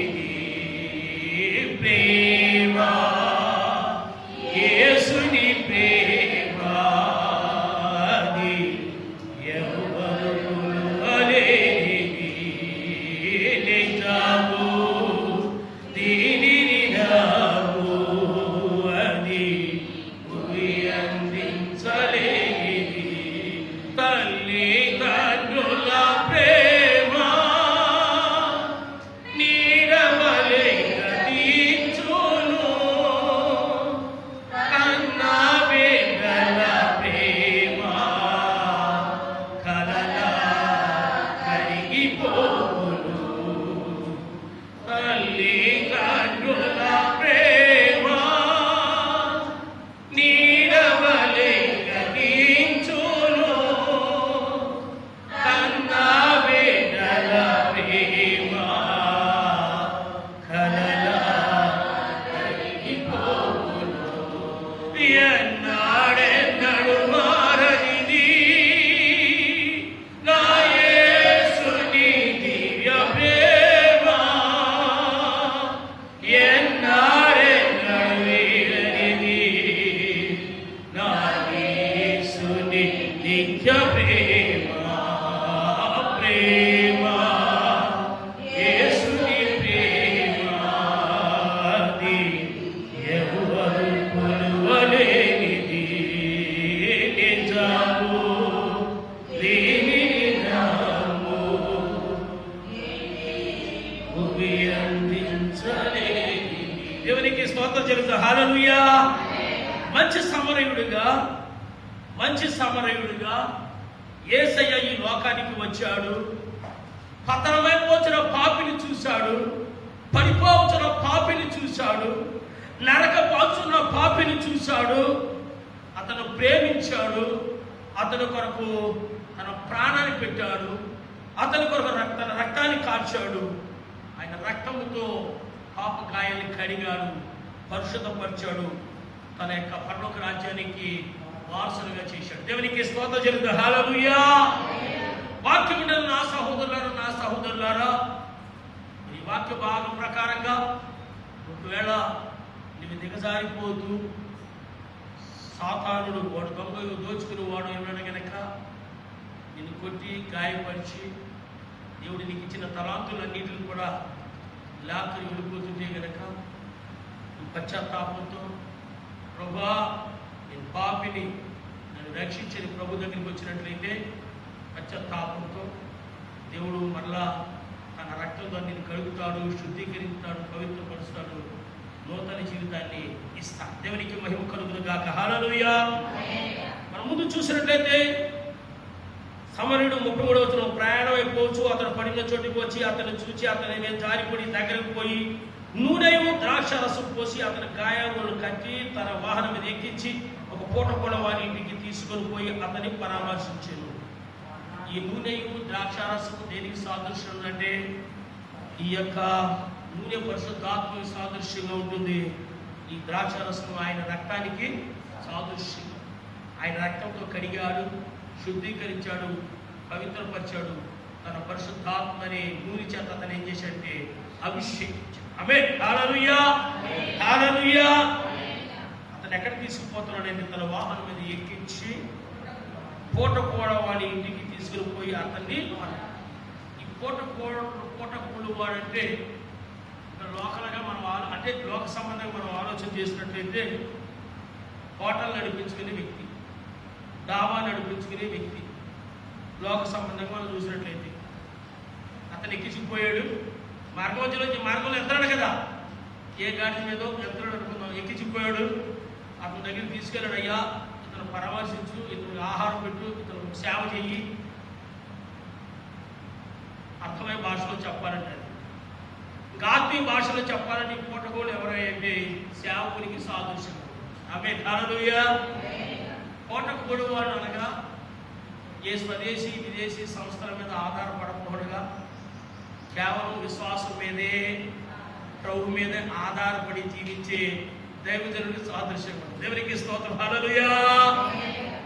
పూటకోడు వాడు అనగా ఇంకొక అర్థం ఏంటి అంటే ఏ పూట కా పూట దేవుడి సన్నిధిలో మోకరించి కనిపెట్టి పరిశుద్ధాత్మ దేవుడు అందించే ఆత్మీయ వర్తమానాలు పొందుకుని ఏ పూటగా ఆ పూట సంఘానికి అందించి ప్రభు రాకడకు సిద్ధపరిచే దైవజనుడికి సాదృశ్యంగా ఉంటుంది. దేవునికి స్తోత్రం కలుగుగాక. హల్లెలూయా. ఇప్పుడు ఈ పాపిని రక్షించిన తర్వాత ఈ నజరేయుడైన యేసయ్య, సమరయుడైన యేసయ్య ఎక్కడికి తీసుకెళ్ళాడంటే సేవకుడి దగ్గరికి తీసుకెళ్ళాడు. దేవునికి స్తోత్రం చెల్లిస్తూ హల్లెలూయా. ఇతన్ని పరామర్శించు, ఇతన్ని సేవ చెయ్యి అని 2 ధ్యానాలు ఇచ్చిపోయాడు. ఎన్ని ధ్యానాలు ఇచ్చిపోయాడండి? ఎన్ని ధ్యానాలు ఉన్నాయి? 2 ధ్యానాలు. పాత నిబంధన, క్రొత్త నిబంధన. పాత నిబంధన, క్రొత్త నిబంధన పరిశుద్ధ గ్రంథాన్ని ఇచ్చి, అయ్యా ఈ గ్రంథాలను మాటలు చొప్పున ఇతనికి పరిచరించే, ఇతను బలపరచు, ఇతను నా రాకడ కొరకు సిద్ధపరచు. ఆమేన్. హల్లెలూయా. విశ్వాసుని సేవకులు పరిశుద్ధ గ్రంథాల వాక్యాల ద్వారా ఏం చేస్తారంటే ప్రార్థనల ద్వారా హెచ్చరిక చేసి ప్రభు రాకడ కొరకు సంఘాన్ని ఏం చేస్తారు? సిద్ధపరుస్తూ వచ్చారు. కనుక ప్రభువును ప్రియమైన దేవుని బిడ్డలారా, మనం చూసినట్లయితే పూట కూడా మన ఇంటికి తీసుకుని పోయి అతను పరామర్శించాను. ఇంకేమంటాడు తెలుసా? మరునాడు అతడు 2 ధ్యానాలను తీసి ఆ పూట కూడా వారికి ఇచ్చి ఇతన్ని పరామర్శించుము. నీవు ఇంకేమైనా ఖర్చు చేసిన ఎడలా నేను మరలా వచ్చినప్పుడు అది నీకు తీర్చేదనని అతనితో చెప్పిపోయాను. నీవు ఇంకేమైనా ఖర్చు చేస్తే గనక, అంటే 2 ధ్యానాలను కాకుండా నీకేమైనా ఖర్చు చేస్తే గనక మరలా వచ్చినప్పుడు నేను నీకు ఇస్తాను. నీవు ఇంకేమైనా ఖర్చు చేసినట్లయితే, అనగా ఈ పరిశుద్ధ గ్రంథాన్ని నీకు ఇస్తున్నాను, సేవకుడు గనక నా వాక్యం నీకు ఇస్తున్నాను, ఈ వాక్య ప్రకారం అతను బోధించి పరామర్శించి అతను పరిచయం చేసి అతను నా రాకడ కొరకు సిద్ధపరచు. నీవు ఇంకేమైనా చేస్తే అంటే అతని శరీరానికి వస్త్రం కానీ, అతని దేహానికి ప్రాణానికి ఆహారం కానీ నీవేదైనా ఇస్తే గనక నా 2వ రాకడలో సంపూర్ణస్థానిగా నీకు ఇస్తాడు. దేవునికి స్తోత్రం. హల్లెలూయా. ప్రభు అని కూడా తీర్పులో ఒక మాట అంటున్నాడు కదా, కుడివైపునటువంటి గొర్రెలు కూర్చుని ఎడవైపునటువంటి మేకలు కూర్చి వచ్చాడు. నేను గాయపడినప్పుడు నన్ను రోగి అయినప్పుడు నన్ను పరామర్శించారా? వస్త్రహీనుడిగా ఉన్నప్పుడు నాకు వస్త్రాన్ని ఇచ్చారా? దప్పికున్నప్పుడు నాకు దాహాన్ని ఇచ్చారా? ఆకలి ఉన్నప్పుడు నాకు ఆహారం పెట్టారా? అంటే ఈ గొర్రెలుగా ఉన్నటువంటి విశ్వాసులు ఏమంటున్నారా అంటే, అయ్యా నువ్వెప్పుడు మా దగ్గరికి వచ్చావు? అప్పుడు ప్రభు గారు అంటున్నారు, మేకలుగా ఉన్నటువంటి అవిశ్వాసం చూపిస్తూ, వీళ్ళకి చేస్తే వీళ్ళకి చేస్తే నాకు చేసినట్టే. దేవునికి స్తోత్రం చెల్లిద్దాం. హల్లెలూయా. ఈ ఎడవైపునటువంటి గొర్రెలకు సాదృశ్యుడు అవిశ్వాసం అంటున్నాడు. నేను ఆకలి ఉన్నప్పుడు నాకు ఆహారం ఇచ్చారా, వస్త్రహీనం ఉన్నప్పుడు నాకు వస్త్రం ఇచ్చారా, లేదా నేను భోగినప్పుడు నన్ను పరామర్శించారా, నేను దప్పికున్నప్పుడు నాకు ఆహారం ఇచ్చారంటే వీళ్ళేమన్నా తెలుసా? నువ్వు ఎప్పుడు వచ్చావా ఎంఐ టీవీ చేయడానికి? వీళ్ళకి చేసింది నాకు చేసినట్టు. దేవునికి స్తోత్రం. హల్లెలూయా. హల్లెలూయా. పేదవాడికి దానం చేస్తేనంట, పేదవాడికి సహాయం చేస్తేనంట ఎవరు కప్పించిన వాళ్ళండి? అబ్బో యెహోవా కప్పించేవాడు. యెహోవా కప్పించుకోవడమే పక్కోడికి అప్పేమో కానీ కదండి, పక్కోడికే అప్పేమో కానీ యెహోవా కప్పించేవాళ్ళమే. కానీ మనం ఆడవాళ్ళు పేదవాడికి ఏదైనా చేస్తే యెహోవాకు అప్పించేవాడితో సమానము. దేవుడు ఆ అప్పుని వడ్డీకి వడ్డీ, చక్కెర వడ్డీ ఏమంటారు కదా, మనమైతే అవి ఏమనుకోండి పెట్టా ఉంటాం కదా, అసలు వడ్డీకి వడ్డీ, చక్కెర వడ్డీ, పాలు వడ్డీ ఏమంటారు కదా, అంతకంతకంతకంత ఇస్తాడు. ఆమేన్. హల్లెలూయా. నువ్వు ఇంకేమైనా ఇతనికి నువ్వు వాక్యం ద్వారా ఇతను బలపరచడమే కాకపోనగా, నువ్వు ఇంకేమైనా ఇతని శరీరానికి ధరించుకోవడానికి, వస్త్రానికి, భుజించడానికి, ఆహారం ఏదైనా చేస్తే కనుక నా రెండో రాకడలో తప్పనిసరి నీకు ఇస్తాను. దేవునికి మహిమ కలుగును గాక. హల్లెలూయా. హల్లెలూయా. ప్రభువారు ధర్మశాస్త్రం ముగింపులోకి వస్తుంది. కాగా దొంగల చేతుల్లో చిక్కిన వారికి ముగ్గురులో ఎవడు పొరుగువాడని ఆయన నీకు కదండి. నెంబర్ 1 ఎవరు? యాజకుడు. నెంబర్ 2 ఎవరు? నెంబర్ 3 ఎవరు? ఈ ముగ్గురులో ఎవరు పొరుగువాడు? ఇప్పుడు ఏమంటారు చూడండి. అతడు అతని మీద నీకు తోచున్నదని యేసు అడిగా, అతడు అతని మీద జాలి పడిన వాడే అందుకే నీవుని వెళ్ళి ఆలోచన చేయమని అతనితో. కనుక ప్రభువుకు ప్రియమైన దేవుని సంగమా, దేవుని వాక్యం చేత మరి చక్కటి వర్తమానం ద్వారా దేవుడు మనతో మాట్లాడుతూ ఉన్నాడు. మన ధ్యానం ఏంటి అంటే చెప్పండి, దిగజారిపోతున్న విశ్వాసం. నేటి దినాల్లో ఎంతో మంది ఏం చేస్తారో చెప్పండి, ఎంతో మంది ఏం చేస్తారో తెలుసండి, దిగజారిపోతున్నారు. బాప్తిసం తీసుకున్నటువంటి ఆ పట్టుదల, దేవుడు నమ్ముకున్న దినాల్లో, ఆ కొత్త దినాల్లో ఉన్నటువంటి ఆ ఆసక్తి ఇప్పుడు లేదు. ప్రార్థనకి వెళ్ళాలి, ప్రార్థన చేసుకోవాలి, దేవుని సన్నిధిలో ఎప్పుడు కనపడతాను, దేవుని ఎప్పుడు నేను స్తుతించుకుంటాను, దేవుని ఎప్పుడు నేను ఆరాధించుకుంటాను, ఆ ఆసక్తి చాలా మందిలో ఉండట్లేదు. మెల్లమెల్లగా ఏమైపోతున్నారంటే, ఆ వ్యక్తి యెరూషలేము నుండి యెరికోకి ఏ రీతిగా అయితే దిగజారి వెళ్ళిపోతున్నాడు, సంఘాన్ని నుంచి లోకం వైపు ఏం చేస్తున్నారో తెలుసండి, దిగజారి వెళ్ళిపోతున్నారు, పతనానికి వెళ్ళిపోతున్నారు, పాపంలో పడిపోతున్నారు, నిత్య నరకాగ్నికి వెళ్ళిపోతున్నారు. ఆ దిగజారి వెళ్ళిపోతున్నటువంటి అవిశ్వాసి, దిగజారి పడిపోతున్న ఆ వ్యక్తిని, దొంగల చేతిలో పడి గాయపరచబడి కొట్టుబిట్టిన ఆ వ్యక్తిని ధర్మశాస్త్రం రక్షించలేకపోయింది. వాళ్ళు అర్పించే అర్పణలు, వాళ్ళు అర్పించే కానుకలు అతన్ని రక్షించలేకపోయాయి.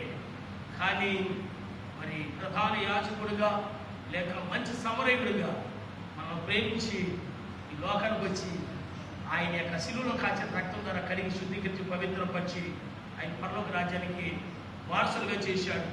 వాక్యం ఉంటున్న నా సహోదరుడు, నా సహోదరి, నీకున్నటువంటి ఆసక్తి తొలగిపోయి, నీకున్న పట్టుదల తొలగిపోయి, నువ్వు పత్రం అంచుకుంటుంటే గనక చివరి దినాల్లో ఉన్నాం. గడిచిన సత్య దేవుడు మనతో మాట్లాడు.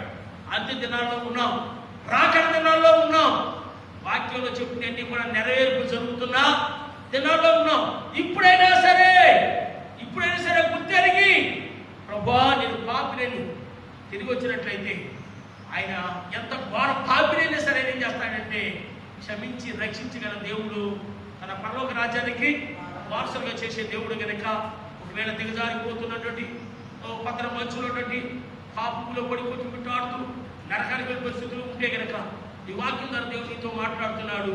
మంచి సమరణని యేసయ్య నిన్ను రక్షించడానికి సిద్ధంగా ఉన్నాడు. ఆయన నీ కొరకే తన రక్తాన్ని కాల్చాడు, నీ కొరకే తన ప్రాణాన్ని పెట్టాడు. ప్రభా నేను పాపిని ఒప్పుకో, ప్రభు దగ్గరికి రా, ఆయన రక్తం ద్వారా నేను కలిగి శుద్ధికి పవిత్రపరిచి పరలోక రాజ్యాన్ని చేరుస్తాడు. దేవుడి కొద్ది మాట దీవించి ఆశించును గాక.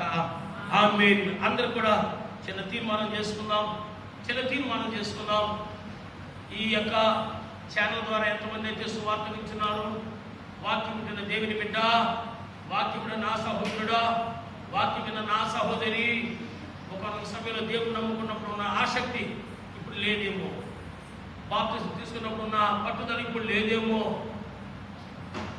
ఒకనొక సమయంలో ఆ పరుగులు ఇప్పుడు లేదేమో, ఒకనొక సమయంలో కుటుంబ ప్రార్థన చేసుకుంటే భోజనం చేసేవారు కాదేమో. ఇప్పుడు ఆ ఆసక్తి ఏమైపోయింది, ఆ పట్టుదల ఏమైపోయింది? ఇప్పుడు ప్రార్థనకి వెళ్ళడానికి మనసు అంగీకరించట్లేదా? ప్రార్థన చేసుకోవడానికి నీ మనసు అంగీకరించట్లేదా? బైబిల్ చదువుకోవడానికి నీ మనసు అంగీకరించట్లేదా? దేవుని సన్నిధిలో కడపడటానికి నీ మనసు అంగీకరించట్లేదా? అంటే నీ పతనం అంచుల్లో ఉన్నావు. ఒకసారి ఆలోచన చేసుకో. నువ్వు లోకం వైపు వెళ్ళిపోతా ఉన్నావు, లోకం నిన్ను ఆకర్షిస్తుంది, శరీరాశ నేత్రాశ జీవనంలో పడిపోతున్నావు, లోకపు ఆకర్షణలో పడిపోతున్నావు, లోకపు వ్యసనాల్లో చిక్కుకుంటున్నావు, లోకం నిన్ను లాగుతా ఉంది. ప్రభా, నువ్వు నాతో మాట్లాడావు ప్రభా. అవును తండ్రి, దిగజారిపోతున్న విశ్వాసాన్ని నువ్వు నాతో మాట్లాడావు. నేను దిగజారిపోతున్నానయ్యా, మంచి సమయాన్ని యేసయ్యా నన్ను రక్షించని నీవు చేయి ఎత్తినట్లయితే ఆయన నిన్ను ఆదుకుంటాడు, నిన్ను రక్షిస్తాడు, నిన్ను మరలా తన కుమారుడు కుమార్తెగా స్వీకరిస్తాడు. ప్రార్థన చేస్తున్నాం. మహాపరిశుద్ధమైన తండ్రి, దయగల రాజా, ప్రేమల రక్షక, కరుణామయ నీకే వందనాలు, స్తుతులు, స్తోత్రం చెల్లిస్తున్నాం రాజా. యా దిగజారిపోతున్న విశ్వాసమైనటువంటి ధ్యానాంశంతో మా ప్రభ మంచి సమలను కూర్చిన ఆయన, అయ్యా యాజకుడు కూర్చి తండ్రి, లేవిని కూర్చి మా ప్రభ, పూటకూడవాన్ని కూర్చిన ఆయన, దిగజారిపోతున్న విశ్వాసాన్ని కూర్చిన ఆయన, దొంగలు దోచుకున్న సాతానుడు ఏ రీతిగా తండ్రి ఆయన గాయపరుస్తాడో, ఏ రీతిగా తలంతులు దోచుకుంటాడో, ఏ రీతిగా పతనాన్ని తీసుకుని వెళ్తాడో తండ్రి, సూచిగా మీరు మాట్లాడేందుకు నీకే స్తుతులు, స్తోత్రం చెల్లిస్తున్నాం రాజా. తండ్రి, విత్తమైన వాక్యాన్ని ఈరుగడు ఫలింపచేయడం దేవా నీకే స్తుతులు. ఎంతో మంది మా ప్రభు అయినా మొదట ఉన్న ఆసక్తి ఇప్పుడు లేదు తండ్రి, మొదట ఉన్న మంట, మొదట ఆత్మీయత, మొదట ఉన్నటువంటి మా ప్రభు యొక్క పరుగు లేకుండా తండ్రి నాయన ఆత్మీయంగా చలబడిపోతూ, ఆత్మీయంగా పడిపోతూ, ఆత్మీయంగా పతనమవుతూ, ఆత్మీయంగా ఆరిపోవచ్చు, దిగజారిపోవచ్చు, కర విప్పుడుతో కట్టుబిట్టాడుతున్నటువంటి నీవు జీవించున్నావా పేరు మాత్రం కానీ నీవు మృతుడివే అని మా ప్రభు ఆయన వాక్యలో సెలవించింది ఇదిగా. అయ్యా అద్భుతండి, అటు వెచ్చగాను లేక ఇటు చల్లగాను లేక నులివెచ్చని స్థితిలో ఉన్నటువంటి నీ బిడ్డలతో సూచిగా మాట్లాడదామని నీకే స్తోత్రం. మంచి సమరుడని యేసయ్యా మమ్మల్ని నన్ను వెతికి రక్షించావు తండ్రి, నీ రక్తం ద్వారా కడిగి శుద్ధికి పవిత్రపరిచావు, నీ పరమ రాజ్యానికి వారసులుగా చేసావు, నీకే స్తోత్రం. ఇతడు వాక్యాన్ని తండ్రి నీ బిడ్డల జీవితంలో అది 30 గాను 60 గాను 100 ఫలింపచేసి దుష్టుడు ఎత్తుకోకుండా తండ్రి నాయన పడిపోవచ్చున్నటువంటి దిగజారిపోవచ్చున్నటువంటి విశ్వాసులు మరలా మా ప్రభు నాయన అయ్యా మొదటి ఏ స్థితిలో ఉండేవారు ఇప్పుడు ఈ స్థితిలో ఉన్న కారకుడు ఎవడు? ఆ సాతానుడు తంత్రాలను మంత్రాలను పడిపోయే నేను ఈ రీతికి వచ్చేది మా ప్రభు గుర్తెరిగి తన పాపాలను ఒప్పుకుని మీ దగ్గరకు వచ్చినట్లయితే నువ్వు క్షమించి నీ బిడ్డగా స్వీకరించే దేవుడు కనుక నీ ప్రియబిడ్డగా స్వీకరింపజేసి వారిని మరలా ఉద్యమింపచేయండి, వారిని మరలా మీరు బలపరచండి, వారిని నీ ప్రియబిడ్డలుగా తప్పిపోయిన కుమారుని ఏ రీతిగా తండ్రి చేర్చుకున్నాడు మీరు చేర్చుకుని వేడుకుంటామని స్తోత్రం చెల్లిస్తున్నాం ప్రభా. అయ్యా ప్రపంచమంతా లోకమంతా కరోనా వైరస్తో బాధపడుచున్నాడు తండ్రి, నీవు మాత్రమే స్వస్థపరచగల దేవుడు కనుక ప్రతి ఒక్కరికి కూడా నీ స్వస్థత దయచేస్తాను, స్వస్థపరచిన ఆయన మా భారతదేశ క్షేమం కొరకు ప్రార్థన చేస్తాం, ప్రపంచ దేశాల క్షేమం కొరకు ప్రార్థన చేస్తాం. మీరే రక్షించండి, మీరే కాపాడండి తండ్రి నాయన.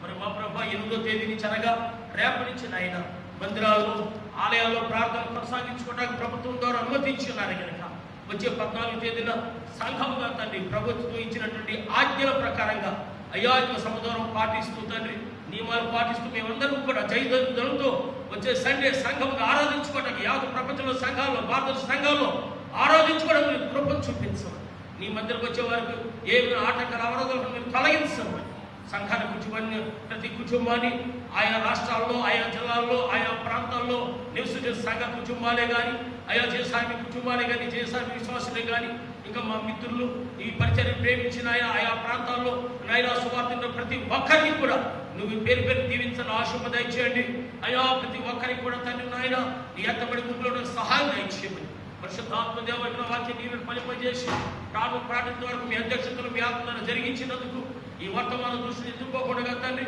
వారి హృదయాల్లో తండ్రి ఫలింపజేసి నీ రాకడ సిద్ధపడడం దయచేయము. మా ప్రభు నీ ప్రియ కుమారుడు నేను ప్రభు యేసునామమున అడిగి వేడుకొంచున్నాము తండ్రి, ఆమేన్. ఆశీర్వాదం తీసుకుందాం. పరమ తండ్రి దేవుని ప్రేమయు కుమారుడు రక్షణ ప్రభు యేసు క్రీస్తు కృపయు పరిశుద్ధాత్ముని యొక్క అన్య సహవాసము వర్తమానమైన మీకును, ఆయా ప్రాంతాల్లో, ఆయా రాష్ట్రాల్లో, ఆయా జిల్లాల్లో నివసిస్తున్న మీకును, సంఘానికి కట్టిన ప్రతి కుటుంబానికి, సకల పరిశుద్ధులకు, ఈ సువార్తను ప్రతి ఒక్కరికి ఇప్పుడు ఎల్లప్పుడూ సదాకాలం కోరినీరుగా ఉన్నది కాక. ఆమేన్. యేసు రక్తమే జయం, యేసు రక్తమే జయం, యేసు నామమున సంపూర్ణ విషయం గాక. ఆమేన్, ఆమేన్, ఆమేన్.